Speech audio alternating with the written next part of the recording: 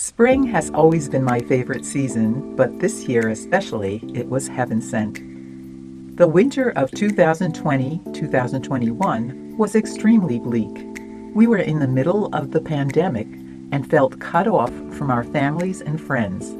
It was a difficult time. To compound our feelings of isolation, there were several snowfalls followed by a major storm that dumped more than 20 inches on our small community. This added to the feeling of isolation. The turning point was when we received our COVID vaccinations in January. This brought a sense of relief to all and allowed us to see signs of hope on the horizon. As the winter progressed through February and into March, we began to see more signs of hope.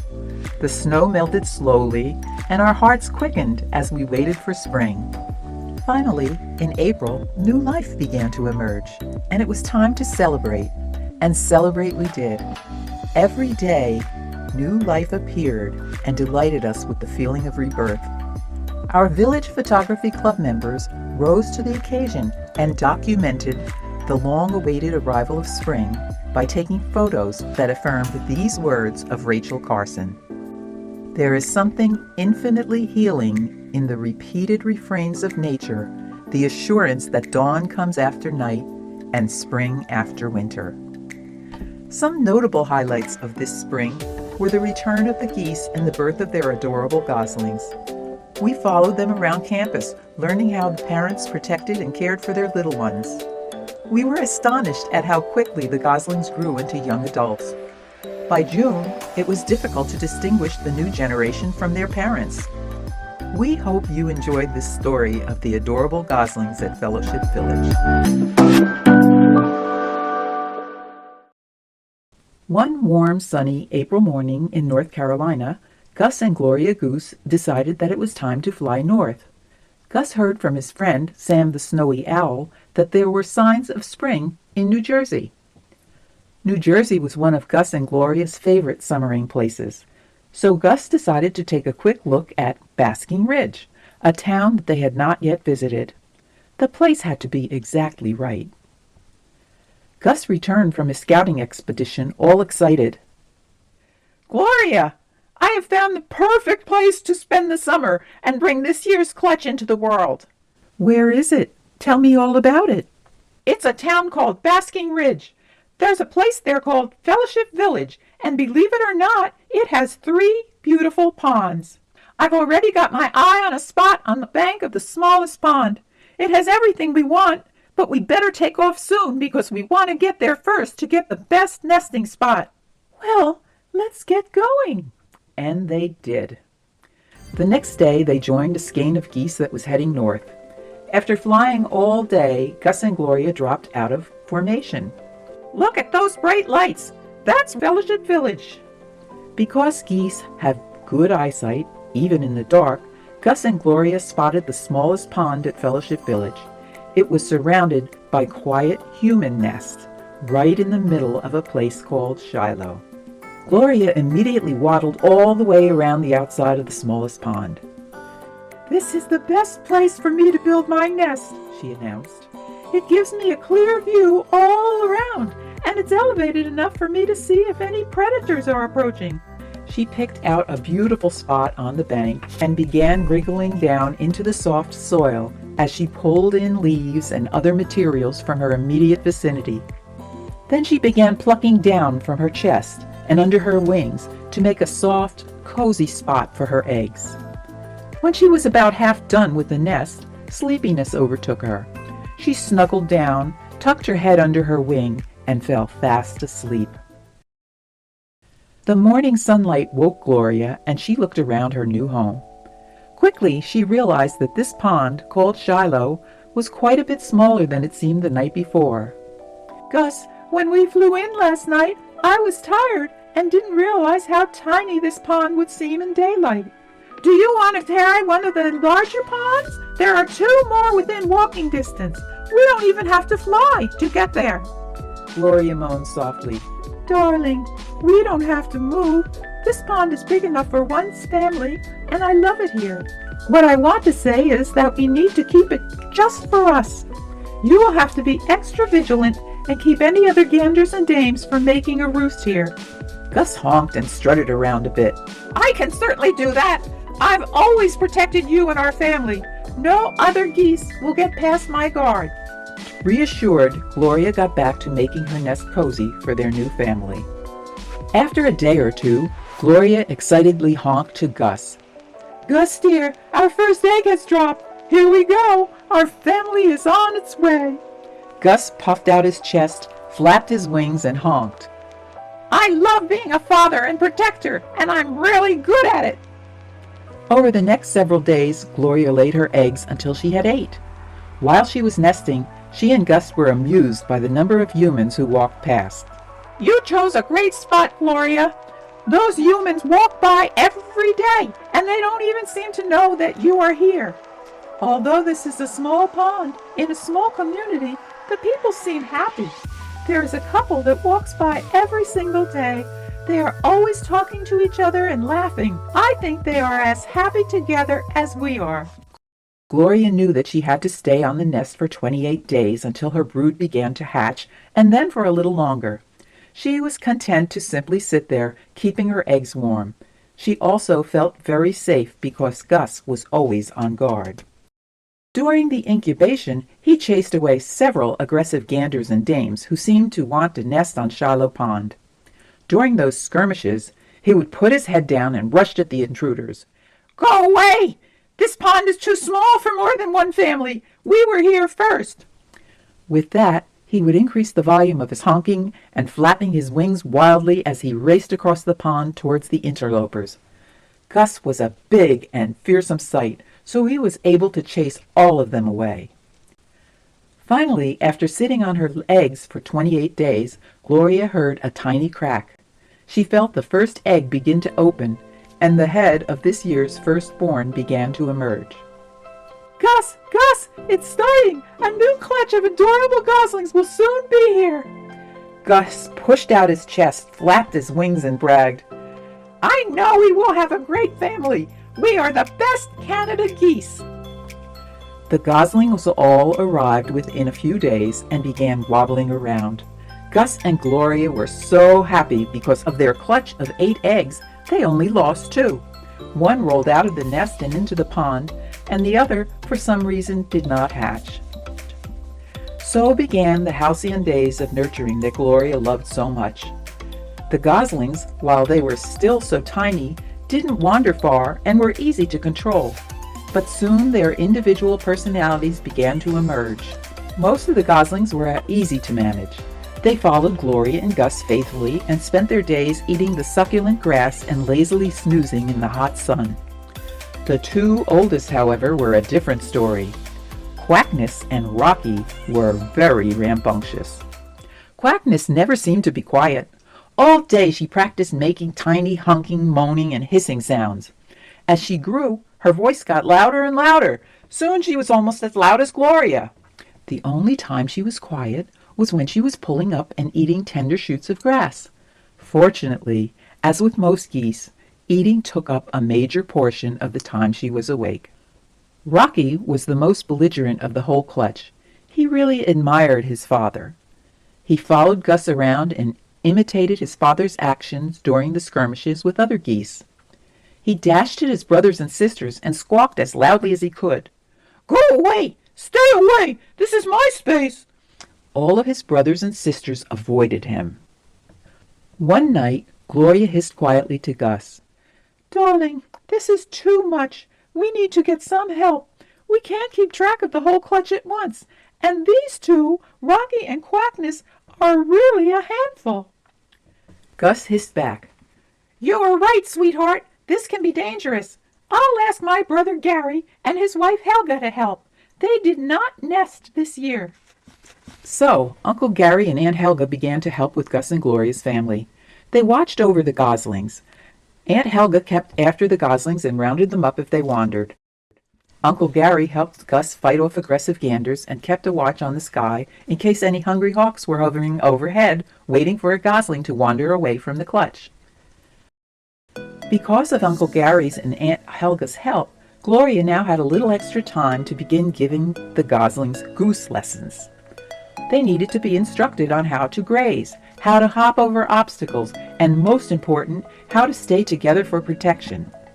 To learn these lessons, they needed to leave their nests and explore the area around the pond.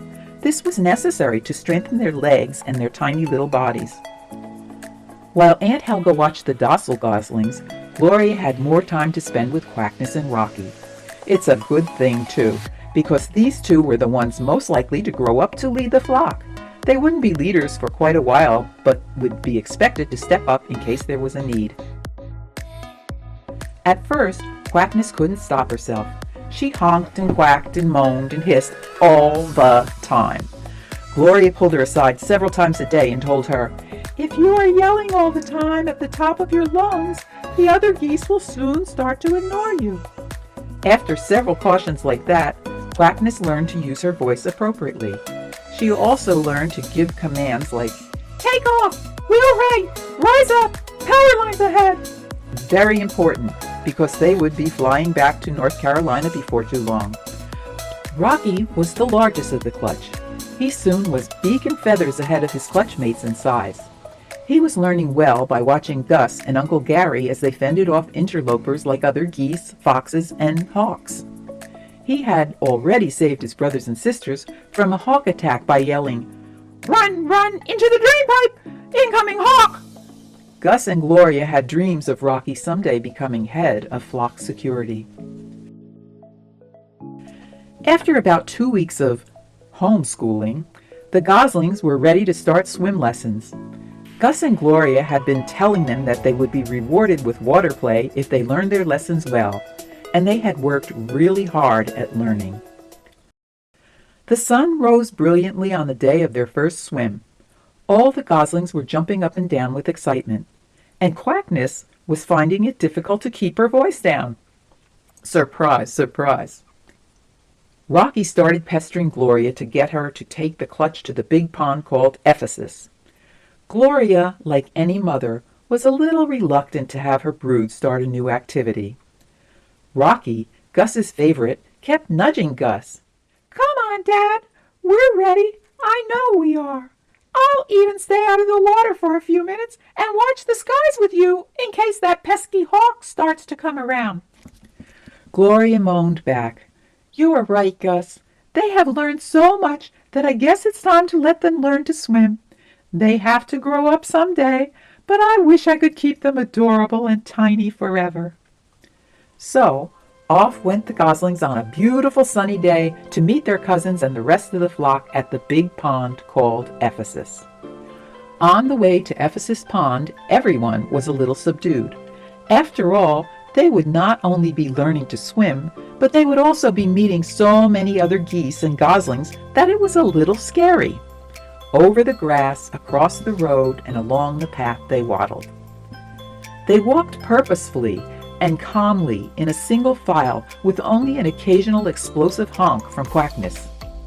But as soon as they reached the high bank overlooking Ephesus Pond, Quackness honked louder than ever before.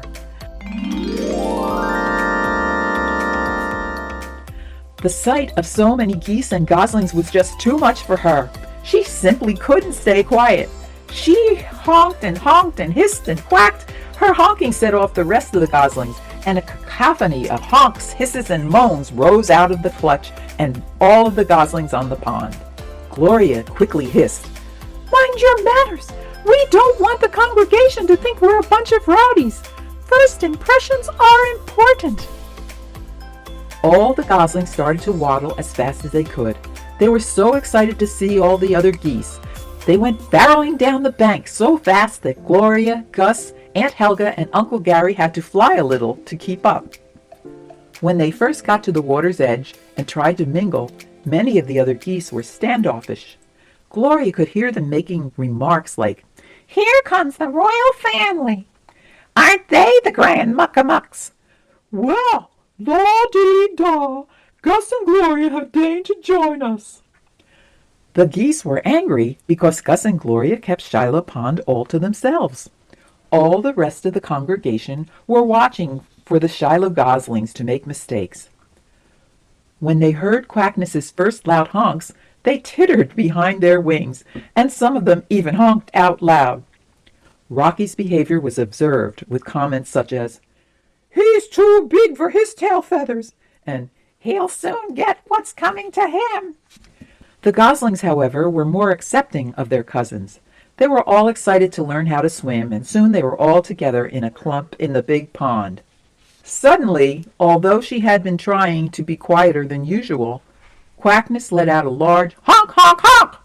She had noticed that one of the smallest goslings in the group was having trouble swimming because it got too close to the fountain.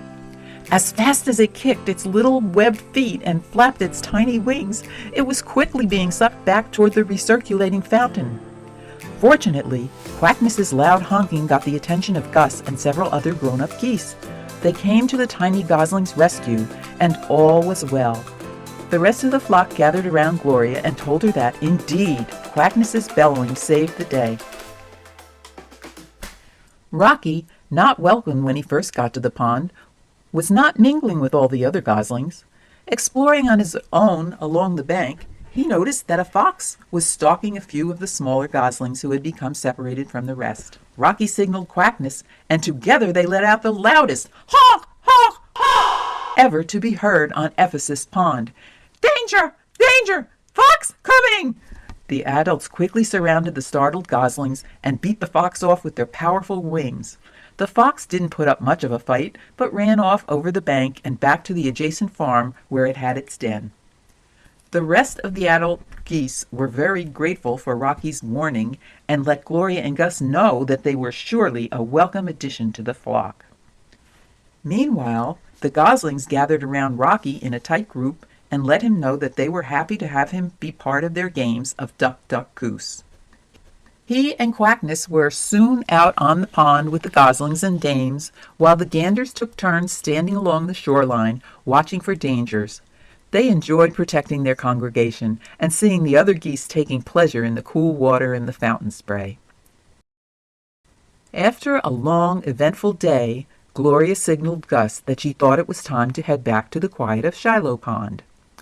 "Sweetheart, our days on Shiloh Pond seem to be over. Our own little goslings are growing rapidly, and they are getting so big that the peaceful little pond is too small." Gus agreed with her. "It won't be long before we begin to molt, and after that it will be time to migrate back to North Carolina for the winter." So Gus and Gloria said good evening to the rest of the flock with the promise to return the next day to join the large congregation. They then gathered up their little family and, as the sun was setting, headed home to their Shiloh nest for one last night. When they reached the bank of the pond, Gloria and Gus nudged each other and agreed that they were very proud of all their adorable goslings, especially Rocky and Quackness. The following day, Gus, Gloria, and their goslings left their home nest behind and joined the large congregation on Ephesus Pond. During the hot days of summer, the flock bonded, and the goslings grew, and grew, and grew. Soon they were as big as the flock elders, and their wing and back feathers darkened. The only noticeable difference was that their tail feathers were shorter. Soon the whole congregation moved to the largest pond on the fellowship property. It was called Big Pond. Surrounded by a high bank of land and thick vegetation, this pond was an ideal spot for them to remain hidden during their molting time. As the long, lazy days of summer waned and the weather began to grow cooler, the flock elders began to sense a whisper of frost beneath their warm feathers. "I think it's almost time to fly back to North Carolina," Gloria responded. "This is the most wonderful summer, but I believe you are right.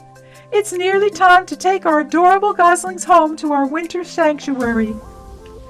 True to Gus's word, one afternoon soon after, the entire flock split into several V-shaped formations and headed south. The setting sun reflected gold off their wings as their mournful voices echoed, "Honk, honk! Goodbye, Fellowship Village! See you next spring!"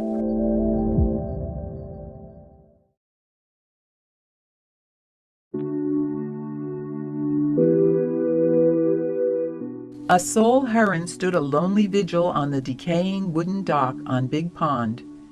He watched Gus, Gloria, and the other Canada geese arrive there at the Fellowship Village ponds several months ago in early spring.